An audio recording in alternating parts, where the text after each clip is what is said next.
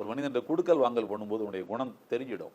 பல பேர் இருக்கிறார்கள், காசு பணம் என்று வந்துவிட்டால் பெற்ற தாய் என்றும் பார்க்க மாட்டார்கள், வளர்த்த தந்தை என்றும் பார்க்க மாட்டார்கள், பண பேய் பிடித்தவர்களாக இருப்பார்கள். சில பேர் இருக்கிறார்கள், பெரிய தாடி வைத்துக் கொள்வார்கள், இஸ்லாமிய அடையாளங்களை எல்லாம் உடல் முழுக்க வைத்திருப்பார்கள், ஆனால் வாங்கிய கடனை திருப்பி கொடுக்க மாட்டார்கள். வேடிக்கையாக ஒரு கதை சொல்வார்கள்.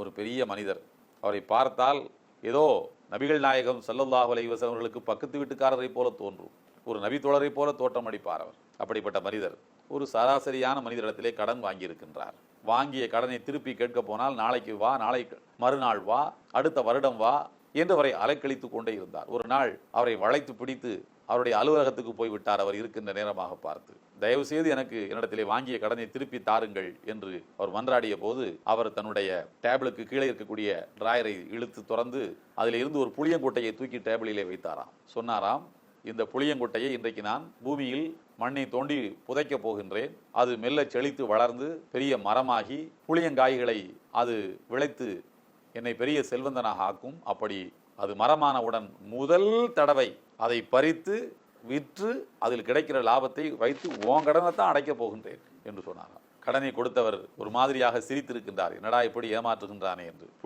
புளியம்பழத்தை தருவதற்கு எத்தனை ஆண்டுகள் ஆகும், இவன் இப்படி நம்மை ஏமாற்றுகின்றானே என்று ஒரு மாதிரி கேலியாக சிரித்திருக்கின்றார். சிரித்தவுடன் சொன்னாராம் அவர், கடனை வாங்கியவர், ஏன் சிரிக்க மாட்டீங்க? அதான் பணம் வரப்போவதில்லை, அந்த சிரிப்பு உங்களுக்கு. அதான் பணம் வரப்போவதில்லை, அதனால சிரிப்பு வரத்தான் செய்யும் சொன்னாராம். அன்பானவர்களே, இப்படி இனிக்க பேசி ஏமாற்றுகின்ற எத்தர்கள் ஏராளம் இருக்கின்றார்கள்.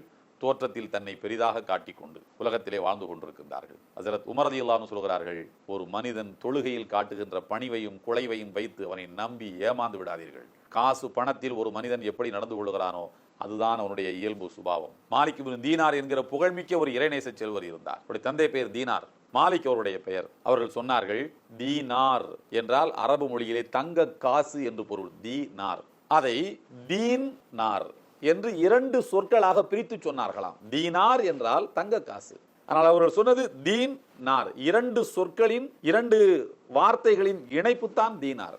தீன் என்றால் சன்மார்க்கம் என்று பொருள், நார் என்றால் நரகம் என்று பொருள், நெருப்பு, நரகம் என்று பொருள். அதாவது நீ தங்க காசுகளை ஈட்டுவது, காசு பணத்தை சேகரிப்பது, மார்க்க அடிப்படையில் ஒழுக்கமாக நீ அந்த தங்க காசுகளை ஈட்டினால் அதுதான் உனக்கு மார்க்கம், அதுதான் உன்னுடைய சன்மார்க்கம், அதுதான் உன்னுடைய ஒழுக்கம்.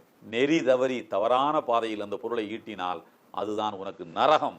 நீ உன்னுடைய செல்வத்தை சரியான பாதையில் ஈட்டப் போகிறாயா அல்லது நரகத்துக்கு செல்லும் பாதையில் ஈட்டப் போகிறாயா என்பதை நீ முடிவு செய்து கொள் என்பதை அந்த தீனார் என்ற சொல்லே உணர்த்துகிறது என்று சொன்னார்கள்.